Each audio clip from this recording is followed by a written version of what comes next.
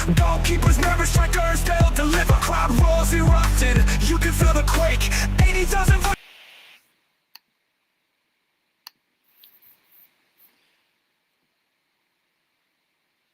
Hello, everybody. You're welcome to the channel. So today's video, we're going straight in to talk about lots of things to talk about. We're talking about Estevao, how he's sort of meshed in with Premier League football, how he's even, I think, one of Chelsea's best players, though he hasn't been getting game time.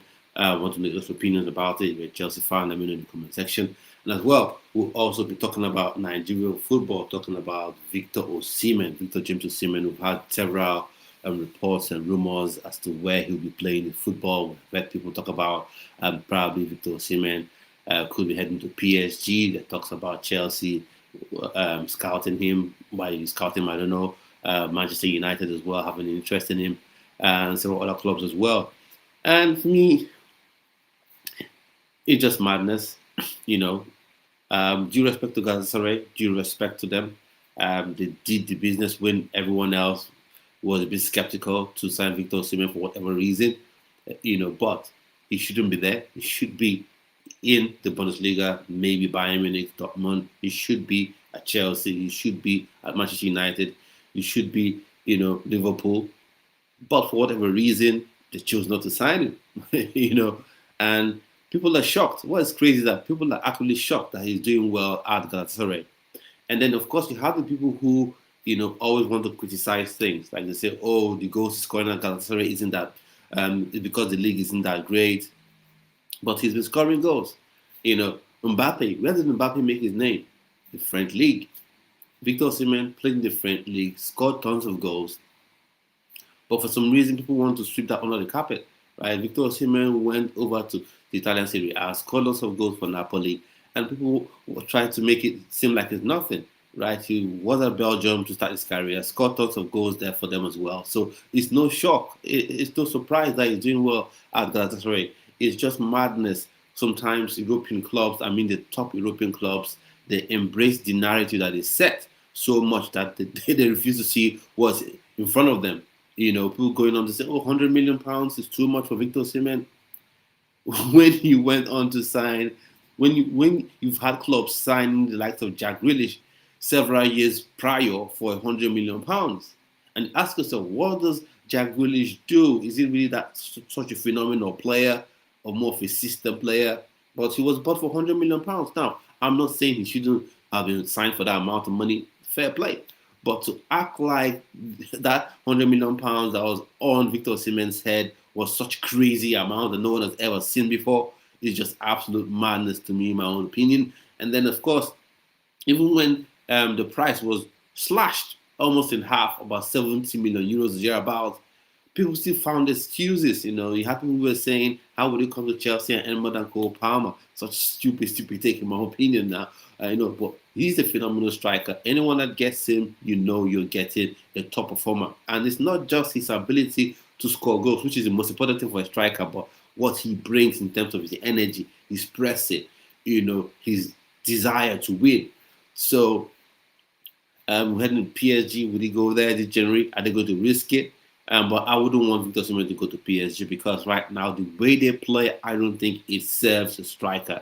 I don't think it serves a prototypical number 9. And they use their number 9 as a second option. If things are going too tough or we're trying to break teams down, we bring this guy off the bench. And just like they do with Gonzalo Ramos, in my opinion, they bring him off the bench and make him sort of a gadget guy. So the likes of Victor Osimhen, the likes of and Haaland, the likes of Harry Kane, they're not players you send to a club and make them gadget guys. Where they just have beats where they play in beats of the game as opposed to being the mainstay of the game or being the main player in that team. So that's why I think Victor Osimhen, we hand us over 150 million euros. Let's see, would any club be willing to pay that amount? I think he's worth it in the context of how football is.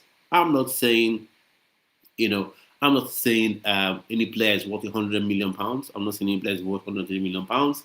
I'm just saying in the context of what clubs pay for footballers, right? 150 million euros isn't that crazy for a striker of Victor Osimhen's pedigree. and ability, what he's able to do. And then, of course, Estevao. Let's talk about Estevao. He came off the bench and was electrical for Chelsea yesterday in their win against Wolves. Very, very good young player. Now, questions have been asked: should he be starting? I think at some point he should start. He should start getting those starting minutes, because I know Pedro Neto scored yesterday, but Pedro Neto is one area that needs to be improved. When I look at Pedro Neto, sometimes he has the ball and he's just too slow on in terms of decision making. Decision he has to make, and sometimes he dallies on the ball a bit too much. Why Estevao? Maybe it's because he's still young. Once he gets the ball, he's ready to go. He's ready to take on his man. He's ready to make something happen. So I'm thinking maybe Enzo Maresca should begin to look at someone like Estevao Willian and say maybe you get to start, yeah? And some people were saying, oh, I'll play Palmer ahead of him. Come on, I think we should know by now that Cole Palmer is not a winger. He is a 10. He masquerades as a winger. Sometimes he can drop into that position, but he's not a winger. So let's get that out of our head. So for me, I think Estevao Willian has been phenomenal. Let me know your opinions in the comment section. I think it's Chelsea's highest goal scorer, I think, this season. 4 with the 5 goals, but that's not just good enough for it. So like Chelsea to have highest goal scorer at this point in the season, having just 4 or 5 goals. For me, I don't think that's good enough if you want to compete for anything. And then, of course, we'll talk about the games that we played yesterday. Chelsea won. Wolves, I just mentioned. The first half was dominance without production, if you get what I mean. They had lots of the ball, had 11 shots to Wolves, 0 shots. But it didn't quite seem like they were going to break Wolves down. And the Wolves side, don't get me wrong, were pretty poor. Pretty poor, in my own opinion. And Garnacho was a bit wasteful in the first half, but he showed his endeavor, pace, willing to run at his man. So I'm sure Chelsea fans should be excited about it. For me, I wasn't really keen on Garnacho come to Chelsea. But when you see the way he's playing and look at Gittins, I know everyone loves Gittins, right? But you look at Gittins and you ask yourself, really, is Jamie Bino Gittins that guy? Really? I look at him and say, why I didn't want Garnacho, right? I think he's a better player right now at this minute on form. He is better than Gittins. Gittins may have more in his toolbox, more footwork, more flair. I think he could even be faster than Garnacho. Although you may argue, you may find it hard to believe, given how he tore the Wolves defender for pace and set that ball up for Predators to score. So with that one, I think right now he should be playing ahead of Gittins, and rightfully so. And then talking about the other game as well, we're talking about Arsenal. Arsenal dropping points to Sunderland. Now, Sunderland, what a story they've been this season. I think they have been absolutely phenomenal and very impressive this season. They're very impressive this season. So kudos to them. They got the first goal. Bukayo Saka equalized, and then Trossard, what a hit, to put Arsenal to 1-up. And I'm sure anyone watching will say, "All right, come on, that's it." Arsenal will just go on, add another goal, a couple of goals at least to their lead, and then Sunderland will be done. But Sunderland didn't want to take the defeat lying down, and obviously they came back with that late goal. Ivan Robbie getting that goal, nice one for him. Now the question around Robbie is: he's going to play for Ghana? Is he going to play for Holland? Let's see how that shapes up. And now you're hearing people being loyal to playing for Ghana because Ghana have qualified for the World Cup. Let's see what happens with that one. And of course, talk about Everton beating Fulham 2-0. Also talk about Manchester United drawing, drama there 2-2 with Spurs. Spurs could have been in the top 4, but missed out due to the draw against Manchester United. And now today, Manchester City and Liverpool. Let's see who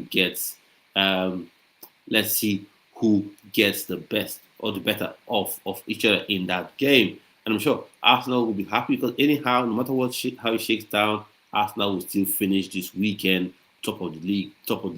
Right now, 26 points. Chelsea are on 20 points. I think Newcastle on 18. Manchester City are on 19. So a win would see either of them get into second spot with Chelsea dropping down to third, and then Sunderland will be in fourth. But let me say this: Man City, Liverpool. If you draw that game, then I think it then gradually becomes Arsenal's league to lose. But given the way they've been playing, I don't think they will drop that many points. They may draw a ton of games, but they may not lose that many games. So let me know your opinions on the game played so far and the direction of the Premier League. Now, there's something we must talk about. International break is around the corner, and we're having the World Cup qualifier playoffs. I think all eyes will focus on those games taking place in Morocco, Nigeria coming up against Gabon in the first semi-final, and the second semi-final, Cameroon taking on DRC Congo. Now, that list has been put out some time ago, and for me, I look at the list and I say, what is wrong? What is going on with Nigerian Football Federation? If you're a fan of Nigerian Super Eagles, if you're a Nigerian, you love Victor Osimhen, you want to see Nigeria in the World Cup, I'm sure it will be pretty frustrating for you, right? It will be pretty frustrating for you going into after having a view of that list. Because for me, looking at the midfield, it just seems light. Look at the midfield. You have to say, where would the creativity come from? Where would even the pace and power and aggression come from in that midfield? Definitely, Hassan Yusuf wouldn't be giving you that. Wilfred Ndidi, for me, I think it's getting to the point where you begin to consider, inviting him for the national team, and then is decent, but does he have the legs? Does he have the creativity? Is it that ingenious in that midfield? And then you look at the defense. The defense just looks unbalanced, right? You've got Calvin Bassey, you've got Semi Ajayi, you've got Truss Ekong, and then you've got Bratislava Samuel, and then you've got Benjamin Frederick. You look at that defensive setup and you ask yourself, it's lacking something. Now I know Olaina is out injured, what can you do?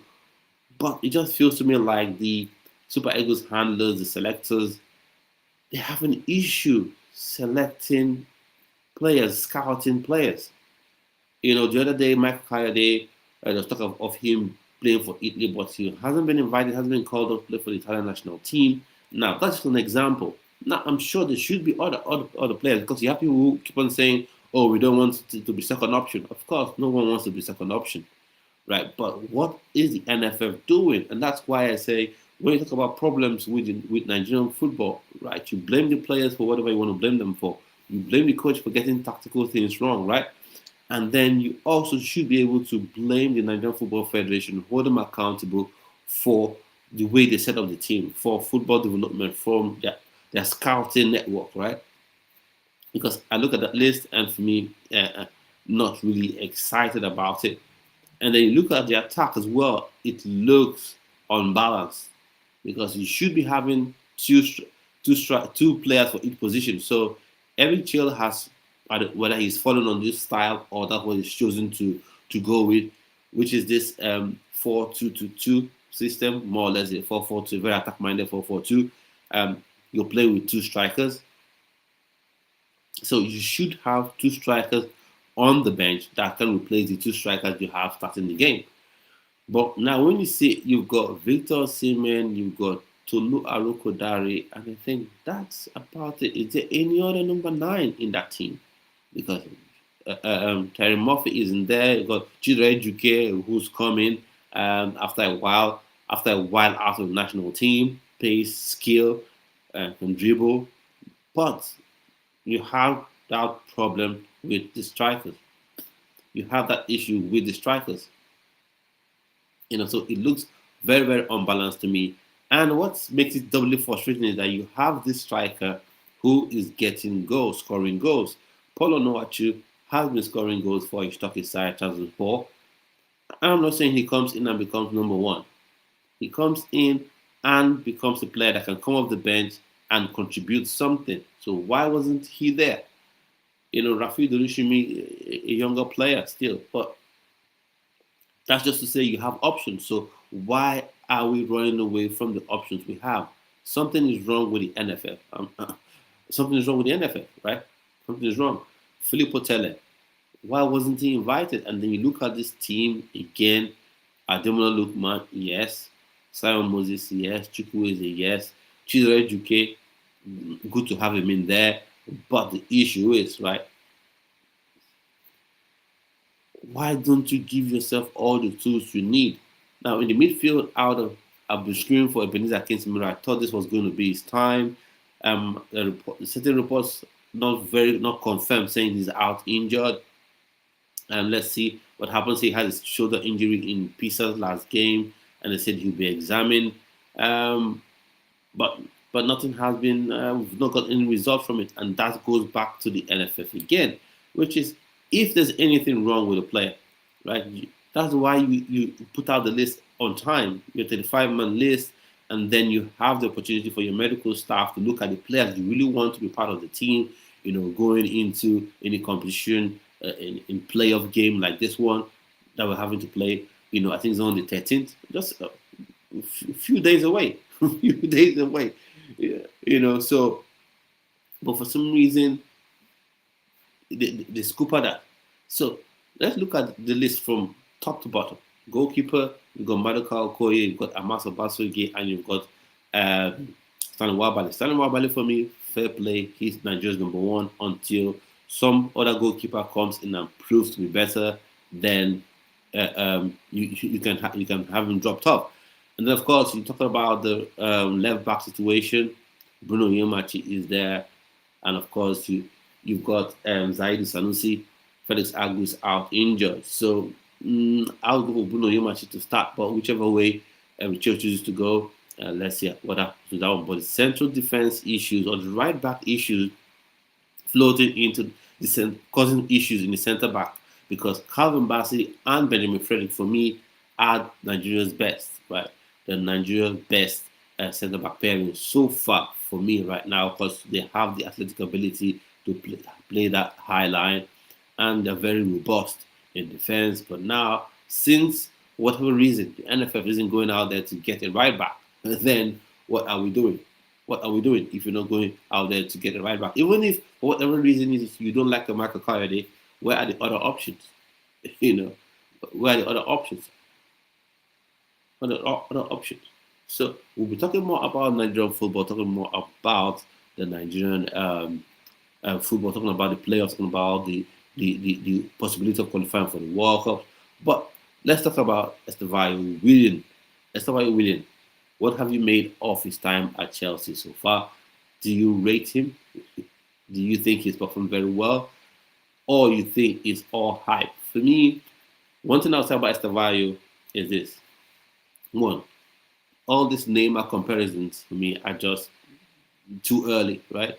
People don't get how good Neymar was at 18. Neymar was crazy good. Neymar was crazy good at 18, yeah? So keep those comparisons aside, and judge the player based on his own credentials, based on his own ability. So looking at Estevao Willian, look at him and say, yeah, he is a top player, right? He is a top player. He's been exciting.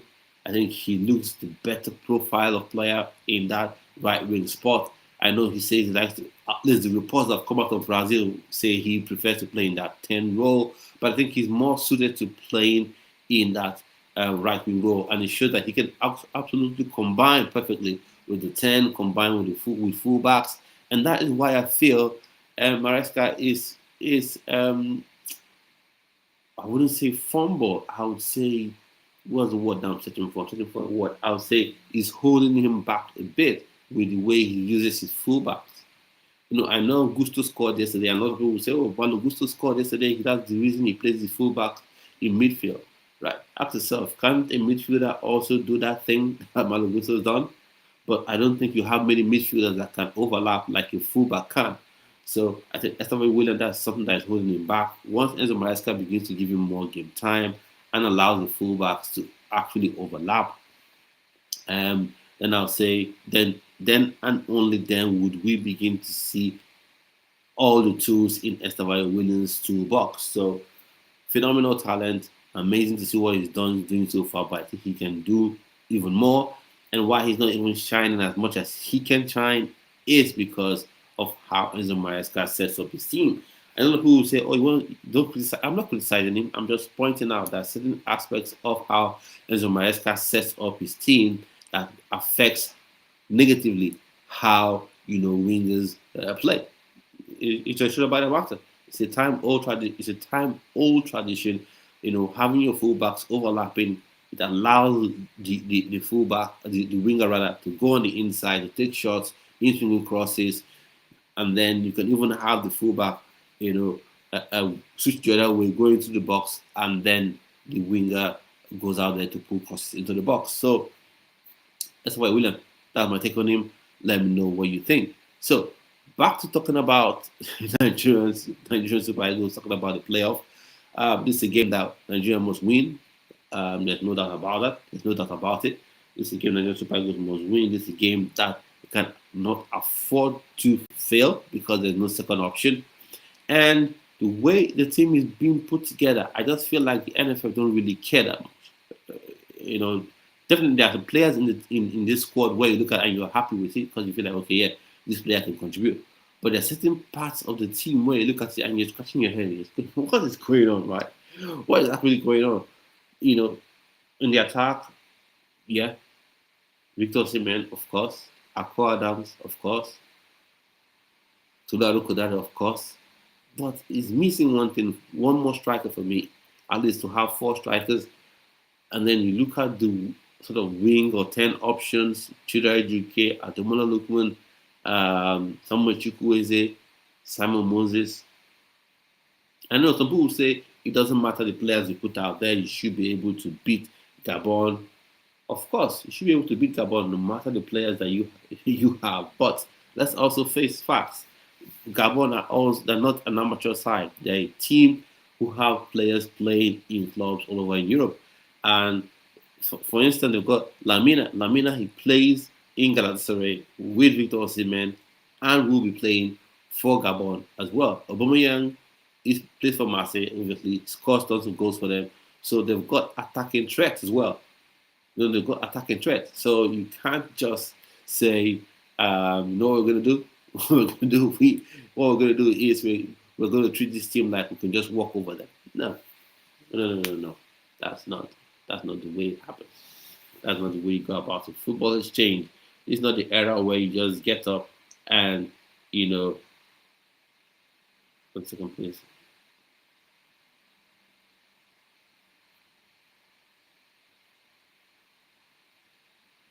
Yeah, this is not the era you just get up and feel like you can just win. It's such a crucial game having an unbalanced squad. And to be honest, this squad is unbalanced, man. It's unbalanced. But that being said, when when the game when this playoff comes around, you're definitely expecting Eric Chell to do best with what he has. And that's the only thing we can hope and pray for.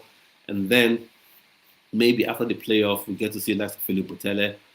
Maybe in that friendly game against Egypt, he gets to be invited.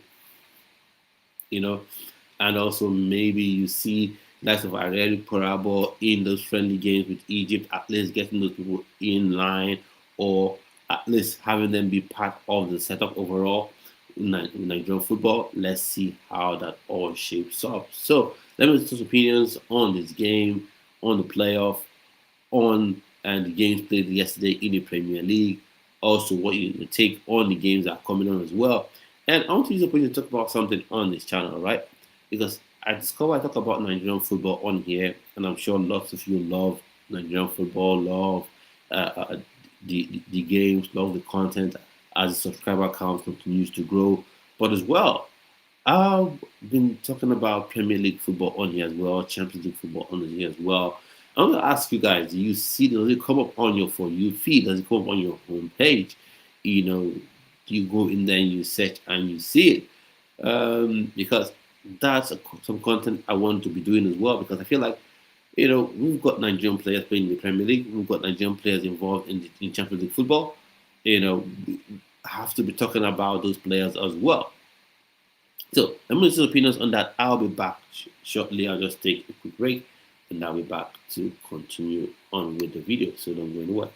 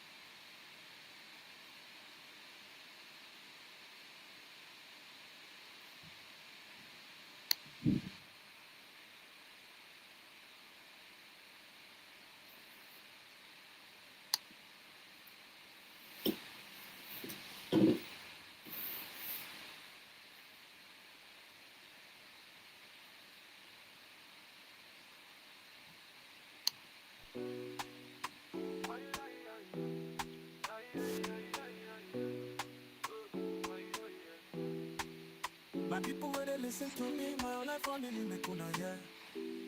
I dey drop new video every week from morning to evening, I know the fear. I spend my time and my data to make sure say una dey entertained. But I check my analytics, see they make me vex. Viewers they plenty, but subscribers they faint. Subscribe no be only giveaway, oh. Make una support your boy, make it go. If you like my content, make you show. Give me that red button, make it go. Subscribe no be only giveaway, oh. Make una support your boy, make it go. If you like my content, make you show. Give me that red button, make it go. Some of una they watch from morning till night. You they comment, you they like, but you no click. You they wait for when I go do promo, when I go announce the next phone or a ticket. Not true, I like to give back to una. Now why I they do give away from time to time. But if una no subscribe, I go get more. Now your subscription be the reason why I decline. Subscribe no be only giveaway, oh. Make una support your boy, make it go. If you like my content, make you show. Give me that red button, make it go. Subscribe no be only giveaway, oh. Make una support your boy, make it go. If you like my content, make you show. Give me that red button, make it go. Imagine say you dey build your house and your neighbors they come use your water free. Then they take water, then they wash car, but when you ask them to help you with the house, then they flee. That's all you need, my people, no be lie. If una don't subscribe, my channel go die. I need your support to reach for the sky. So please, my people, just give it a try. Subscribe, no be only giveaway, oh. Make una support your boy, make it go. If you like my content, make you show. Give me that red button, make it go. Subscribe, no be only giveaway, oh. Make una support your boy, make it go. If you like my content, make you show. Give me that red button, make it go. Yeah, hit that button now. Make it turn from red to grey. Thank you for your support. I appreciate you every single day. Peace.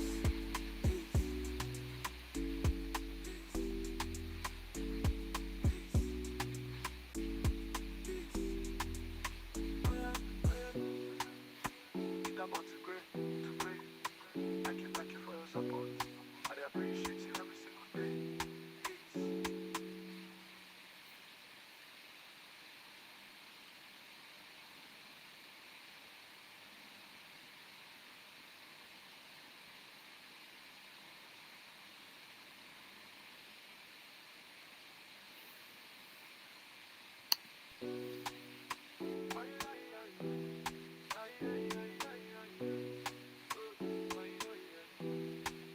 My people where they listen to me, my whole life family make una yeah.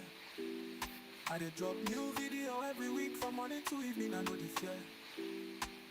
I spend my time and my data to make sure say una dey entertained. But I check my analytics, see they make me vex. Viewers they plenty, but subscribers they faint. Subscribe no be only giveaway, oh. Make una support your boy, make it go. If you like my content, make you show. Give me that red button, make it go. Subscribe no be only giveaway, oh. Make una support your boy, make it go. If you like my content, make you show. Give me that red button, make it go. Some of una they watch from morning till night. You they comment, you they like, but you no click. You they wait for when I go do promo, when I go announce the next phone or a ticket. Not true, I like to give back to una. Now why I they do give away from time to time. But if una no subscribe, I go get more. Now your subscription be the reason why I decline. Subscribe no be only giveaway, oh. Make una support your boy, make it go. If you like my content, make you show. Give me that red button, make it go. Subscribe no be only giveaway, oh. Make una support your boy, make it go. If you like my content, make you show. Give me that red button, make it go. Imagine say you dey build your house and your neighbors they come use your water free. Then they take water, then they wash car, but when you ask them to help you with the house, then they flee. That's all you need, my people, no be lie. If una no subscribe, my channel go die. I need your support to reach for the sky. So please, my people, just give it a try. Subscribe, no be only giveaway, oh. Make una support your boy, make it go. If you like my content, make you show. Give me that red button, make it go. Subscribe, no be only giveaway, oh. Make una support your boy, make it go. If you like my content, make you show. Give me that red button, make it go. Yeah, hit that button now. Make it turn from red to grey. Thank you for your support. I appreciate you every single day. Peace.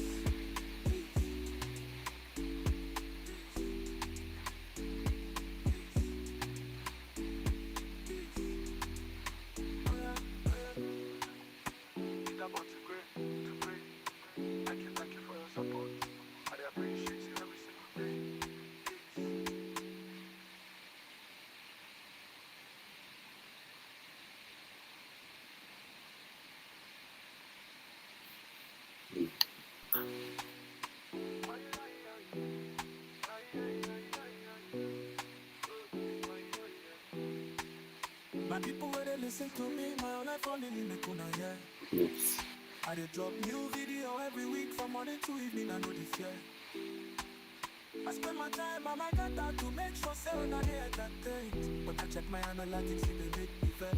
Viewers dey plenty, but subscribers dey fade. Subscribe no be only giveaway, make una support your boy, make it go. If you like my content, make you show. Give me that red button, make it go. Subscribe no be only giveaway, make una support your boy, make it go. If you like my content, make you show. Give me that red button, make it go. Some of una they watch from morning till night, see they comment, see they like, but you know click. You dey wait for when I go do promo, when I go announce the next phone or a ticket. Not true, I like to give back to una, now why I dey do give away from time to time. But if una no subscribe, I go get more, now your subscription be the reason why I dey climb. Subscribe no be only giveaway, make una support your boy, make it go. If you like my content, make you show. Give me that red button, make it go. Subscribe no be only giveaway, make una support your boy, make it go. If you like my content, make you show. Give me that red button, make it go. Imagine say you dey build your house and your neighbors dey come use your water free. Then they take water, then they wash car, but when you ask them to help you with the house, then they flee. That's how you need my people, no be lie. If una no subscribe, my channel go die. I need your support to reach for the sky. So please, my people, just give it a try.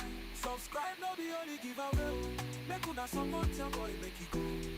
If you like my content, make you show. Give me that red button, make it go. Subscribe, no be only giveaway. Make una support your boy, make it go. If you like my content, make you show. Give me that red button, make it go. Yeah, hit that button now. Make it turn from red to grey. Thank you for your support. And I appreciate you every single day. Peace. Wonka.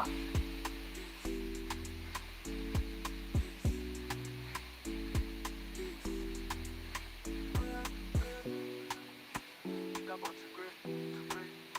Thank you for your support. I appreciate you every single day.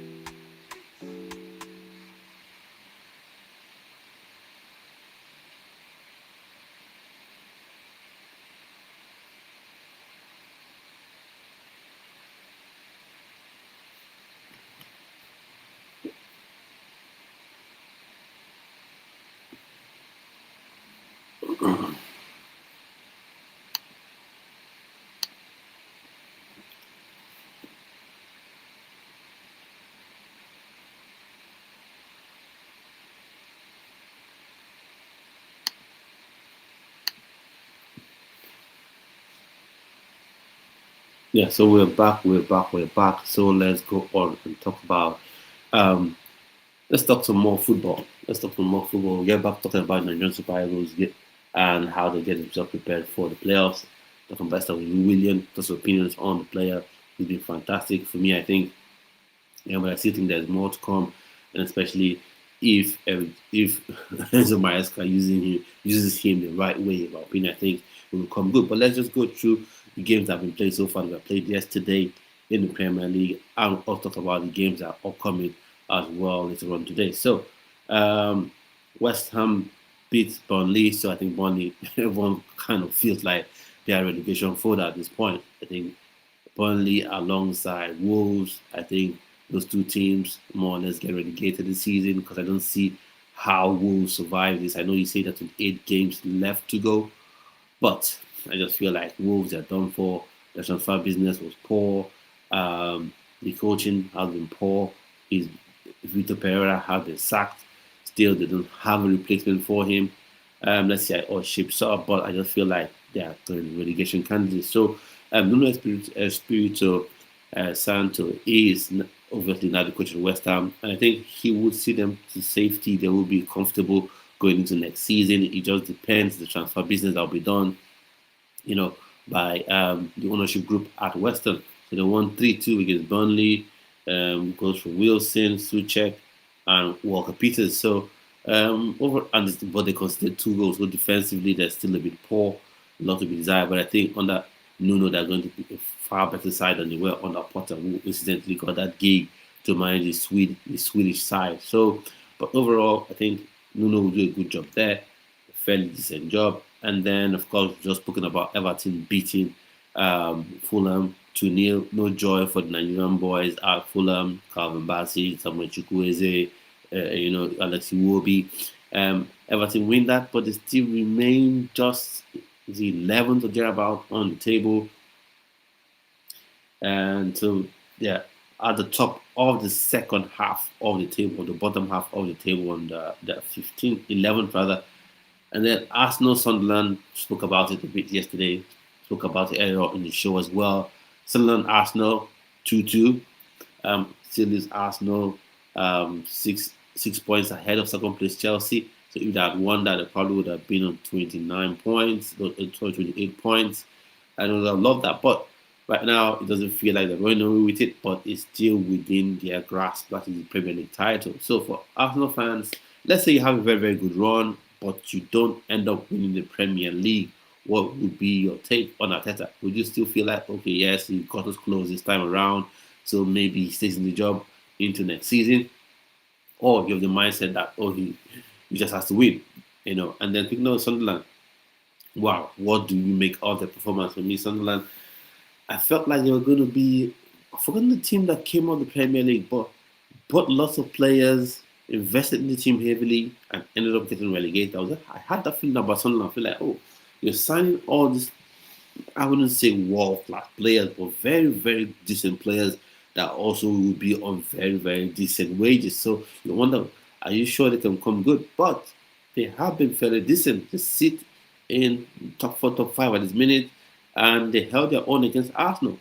They held their own against Arsenal, and they're in the top 4 or at least top 5. So, but I just still feel like even if they haven't performing very well, I just have the sneaky feeling that come the second half of the season, they're going to start dropping off significantly. But it's still good. That is why you get the start. If you're a newly promoted side, you want to start very well, get your 40 plus points, and then if things begin to go to absolute, someone in the chat, then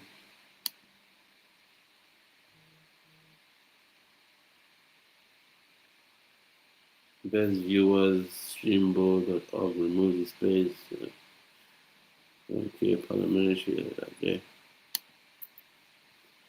So when you're looking at Sunderland, you're asking yourself, are they going to be at the top end of the table come the end of the season? Are they going to get Europe? For me, it doesn't really matter from a Sunderland point of view, and it shouldn't matter because what I feel is when you're a newly promoted side, you come up, you get your 38, 39, 40 plus points that you need to survive, and then when things as expected begin to go pear-shaped, you still have enough points in the bag to remain in the Premier League. Unlike Wolves right now that have absolutely been battered left, right, and centre, and the way it sits right now, I think they're already relegated. I think their relegation is confirmed. So Sunderland, I think, top marks the job they're doing now. Still fair play to them. The recruitment they're doing, I think, is still has to be commended. It's still this data-driven type of thing that I think the likes of Chelsea are trying to do.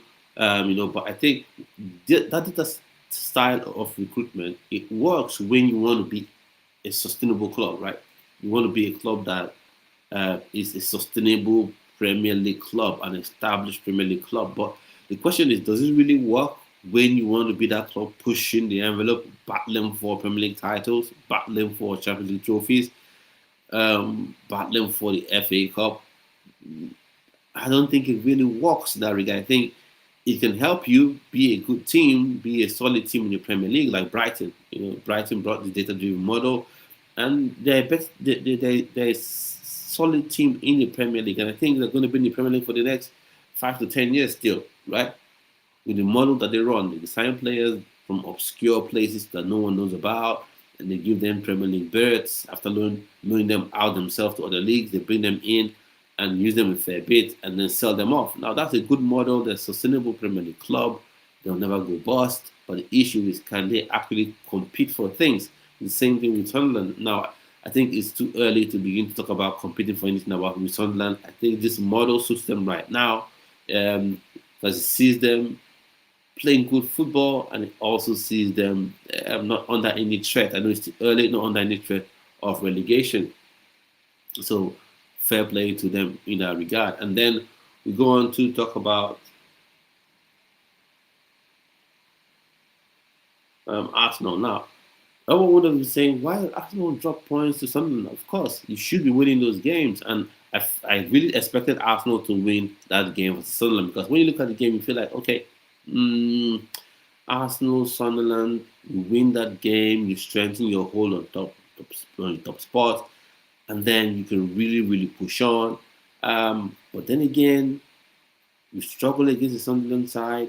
You should be winning, because last season when Liverpool won the league, the games that Liverpool were fancy to win to begin with, and the game turned out to be a tough game. They still found ways to win, and that's how they won the league title. Now, with Arsenal dropping points to Sunderland, is it the end of the world? No, it's not. Most certainly it's not. But the issue still remains that they drop points in a game where they should be winning. Don't get me wrong, if you want to win the Premier League, you should be winning games like that against Sunderland. So, now you may say Chelsea drew with Sunderland. It was disappointing still, but I don't think anyone is looking at Chelsea and saying at the start of the season, oh, Chelsea should win the Premier League. I don't think so. And then, of course, we talk about the Chelsea-Wolves game. Just mentioned that as well. Chelsea-Wolves 3-0. The first half, if I'm completely honest, didn't look like Chelsea were going to score. Like I said, they had the possession. They had the shots at goal. But it just felt like it was going to be one of those things where they will huff and puff, and not be able to do anything, and the game would just peter out, and it would end up being a 0-0. Or Wolves could end up getting a goal, and Chelsea would rally, get a late-minute goal, and the game would end 1-0. But anyways, top marks to Chelsea for reigniting, for putting their foot on the gas in the second half and coming away with a win. But I think right now, Estevao Willian, for me, is beginning to feel like he should be starting over Neto. A lot of people say he's young. I agree, he is young. He is still 18, he's a young teenager. But the way he's willing to get the ball, run at fullbacks, run at his opposition players, Neto is a bit tentative. No, don't get me wrong. Neto can run at his fullbacks. Neto can run opposition players. But sometimes, even in that game versus Wolves yesterday, he was a bit too tentative for me, in my opinion. So, maybe Estevao Willian has a shot. Let me know in the comment section. Chelsea fans out there, let me know what you think. And then for Manchester United drawing, with Spurs, well, I'm sure Manchester United fans, are you happy? Would you maybe say your team, is unbeaten in 5 games, so that's a positive thing? Or are you a bit disappointed, dropping points, given that you were second, for a couple of seconds? So, but anyways, fair play with that one. And I'm going to speak about Garnacho, right? I'm going to speak about Garnacho because I, for one, didn't really expect him to be good at Chelsea. I wasn't clamoring for him to be at Chelsea.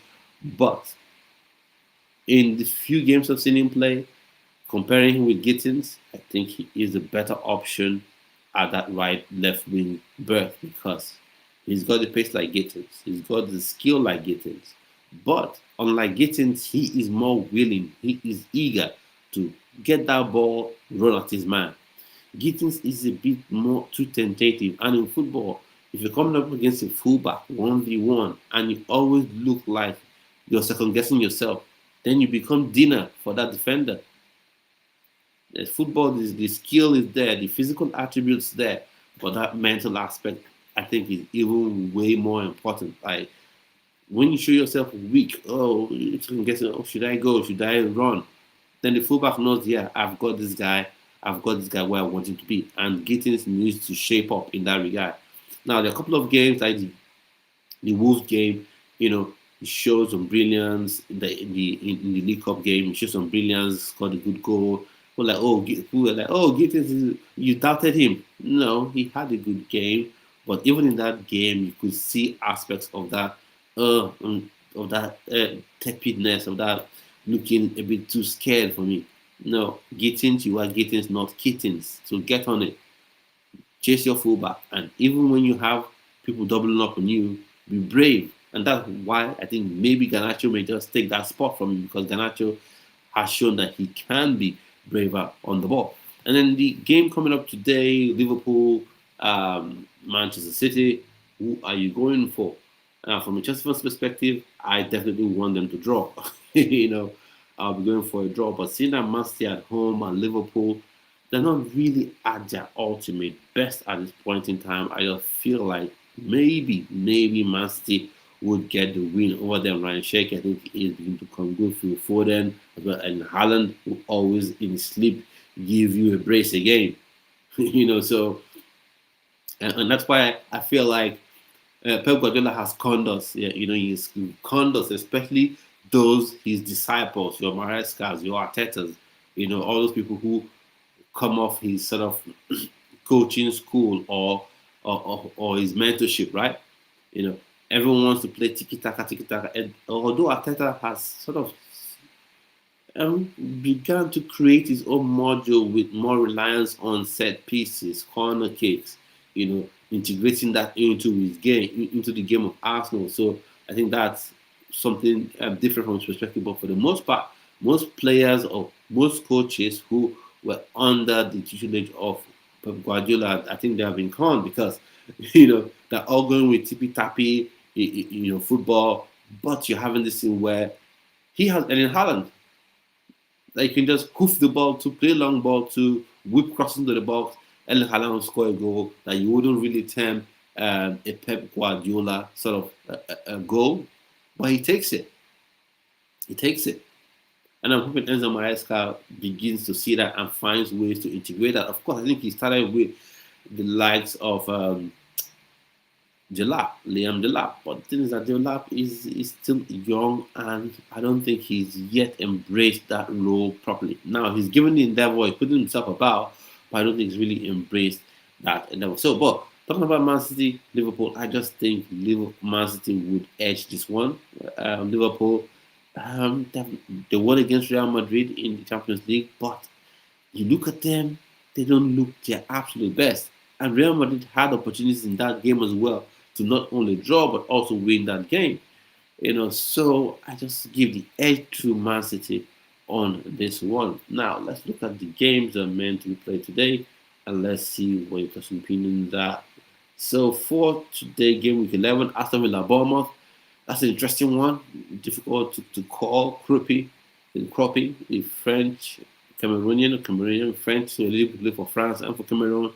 Has been on very good form this season for Bournemouth. So looking at that game, Aston Villa at home, I think Bournemouth could just sneak that one. They could just really sneak that one. So,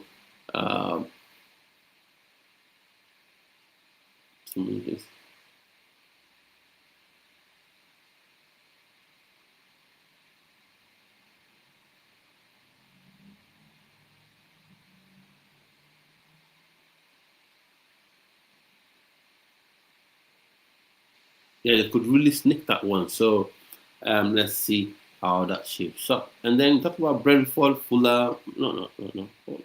That can't be right. I'm talking about Brentford, Fulham, because Fulham, Brentford, Newcastle United. Brentford, Newcastle United, so on that long throw affair, the Michael Coyote derby, those long throws. So let's see how that shapes up. And Newcastle are, they've had this sort of form for a couple of seasons now where at home they're like prime Real Madrid, prime Barcelona, putting teams away, scoring multiple goals. And I'm sure you want that as well. If you're a fan of a Premier League club, you want your team to score tons of goals at home. But away, they look shaky, so shaky. It's night and day. When you compare their form away to their form at home. So I'm just thinking maybe Brentford ends up edging this one. It could be. It's not beyond the realms of possibility. And then Crystal Palace taking on Brighton. Crystal Palace being at home. I think Brighton may win this one. Brighton may win this one. It may end up being a draw. Yeah, scratch that. This may be a draw. Brighton, Crystal Palace, Brighton, Nottingham Forest, Leeds United. So, this is a game where you look at and you wonder what's going to happen. Shondai is going to be a tight affair for sure. If this was Ange, I probably would say Leeds United would have won this one. But you've got Sean Dyche in the coaching booth for this one, so I think this could be this is a very interesting one to watch for sure. But I think it may just end up being a draw because I think right now Sean Dyche is in the mode of let's not lose any more games as opposed to let's go out there and win all the games. And the whole thing with Nottingham Forest is that Marinakis is just someone that it's an example of ownership groups not really understanding football, right? They understand the business side of it, how to get sponsorship deals, signing players, recruitment and all that stuff. But how do you have a coach like Nuno, a defensive-minded coach that wants to play on the counter-attack? You can see the intentionality when they hit on the counter-attack, that's their whole plan. Set trap for you, win the ball, and hit you on the break. And then you move from him, and then you move to Ange, who is just so different. High line, high octane football, and he's a stubborn manager. He's not one of those managers that will come into a club, adapt to the players he has, and then maybe when you get to a January transfer window, then begins to buy players to suit his own style. You bought an Ange. And he signed an Ange. Now he's had to sack him, and now you've gotten Sean Dyche, who I think is even more so defensive minded, than Nuno. So that's just craziness to me. Sometimes I think these ownership groups, these owners, they don't really have an idea the style of football they want to really play. And then you look at Man City Liverpool, and that will be the last game of the. That'll be the last game, and I think I'll be doing a review here for the Liverpool Man City game. Man City Liverpool be about 4:30, so thinking of 5:30 UK time. So let's see how that all shapes up. But I'm just saying, Man City may win that one. I think it's all in their court. The chips all on their own side of the table. I think they should be winning this one 2-1. But let's see. Chelsea fan, I want them to actually draw. So that means Chelsea remains second going into the international window. Speaking about international windows, let's go on now to complete this discussion about the Nigerian Super Eagles. Now, so Victor Osimhen had links and reports about him joining different clubs. I don't think he's going to leave this January anyways. I think the way Galatasaray have dealt with him, I don't think he will want to leave, except a crazy offer is made that Galatasaray can't say no to. Then that's when he may leave. Except a crazy offer like 110 million euros, 120 million euros for that Galatasaray, I'm sure will look at themselves and say, "Wow, we get double our money. Yeah, let's make it happen." But I don't think that's going to happen in my own opinion. And then we'll go on to talk about other aspects of this international break. Of course, you've got these 2 games to play. First Gabon, and then hopefully you're looking at the winners of DRC Congo and Cameroon. And then there's the Egypt game to play as well in preparation for the Nations Cup. But looking at this game, I've looked at the squad. I'm just saying it's not good enough. Not because we don't have a deep talent pool. I just feel like the way this team have been structured is just weak. Looking at that midfield, I don't know how anyone can look at that midfield and be super confident in it.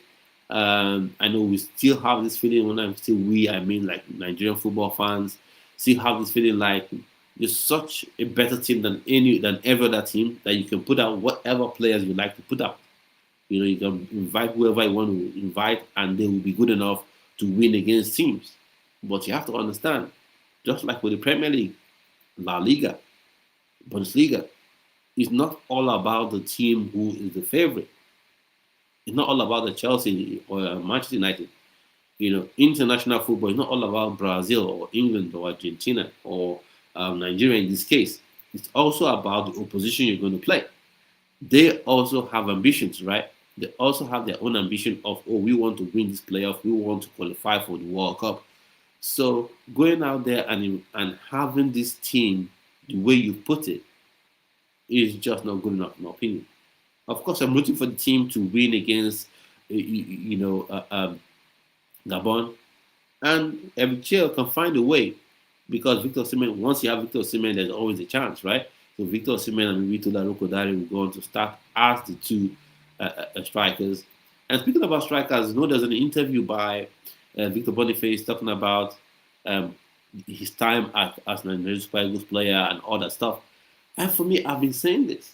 Victor Boniface is one player people like to criticize. And let's be honest, the way they criticize him is more of what he does live streaming, does outside the pitch, live streaming, playing football games, having the personality, joking about things. You know, that's what people want to criticize him about. And I feel that is just wrong, right? I feel that is just super, super wrong. If you're not committing any crime as a football player, right? If you're not committing any crime, if you're not doing anything wrong, you know, I don't see why you're not allowed to have your own personality, right? I'm not saying why you're not allowed to have your own personality as a player. You know, I think he is being misprofiled in this Nigerian Super Eagles team. He's being misprofiled. And I keep saying it, he's not a Victor Osimhen type. He's not a DJ Drogba type. Where you can play him as a lone striker, play the ball into his chest, let him hold it up. No, no, no.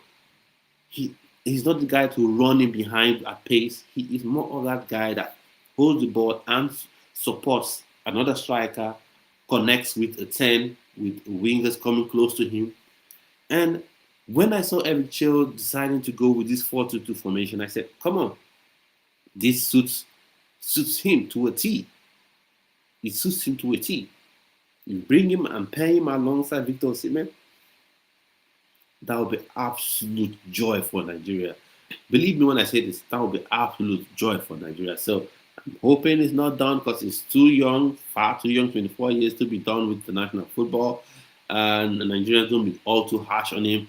But coming back to this squad, so Victor Osimhen, of course, when you have Victor Osimhen, you always have a chance, you always have a shot, but overall, the squad isn't the best. So maybe what Eric Che will be doing right now is to go with Victor Osimhen and Tolu Arokodare as your striker pairing.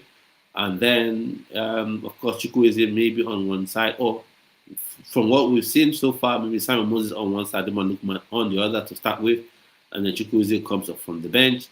And the way this has been set up so far, Eric Chill's hands right now are just tied behind his back, so he must go Iwobi and Wilfred Ndidi in that midfield because when Yedika is there, okay, are you going to go Yedika and Iwobi or Yedika and Wilfred Ndidi? Maybe, and then you have Hassan Yusuf, I think, doesn't have any value to his team, but there you have it, and then you look at the defense, Patrick Said Samuel is the only recognized right back. Let that sink in. He is the only recognizable, the actual right back. Benjamin Frederick has shown himself that he can play at right back. Who knows? Maybe he gets to own that role going forward. Let's see. And then that means also you're forced to go with Calvin Bassey and Calvin Bassey and Tus Ekong as a centre back pairing. And then when you're looking at the left side, you have Bruno Yimachem, Zaidu Sanusi, Felix Agu out injured. So hoping and praying should be able to beat Gabon, and then you look at the next game as well against DRC Congo or Cameroon.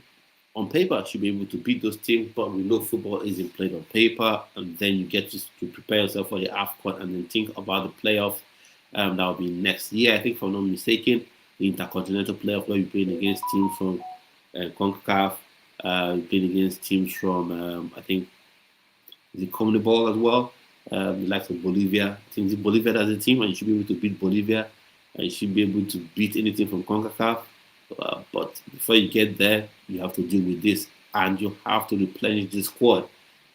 Because right now the NFF are just winging it. They're winging it with this squad. And Eric Chill, I know he and the players are the ones that everyone will get to blame if things don't work out. They're the ones that will get the blame. But the way this team has been put together from day one isn't really good enough for me, in my opinion. So let me know your opinions on this game, on the playoffs itself, on the AFCON, And definitely, we'll be doing more of this type of live streams. It's been a while I've been on here. And then, of course, we will be talking Premier League football, talking club football on this channel. And I want you to participate. I want you to be part of it, support the channel as you have always been supporting the channel. And I'll see you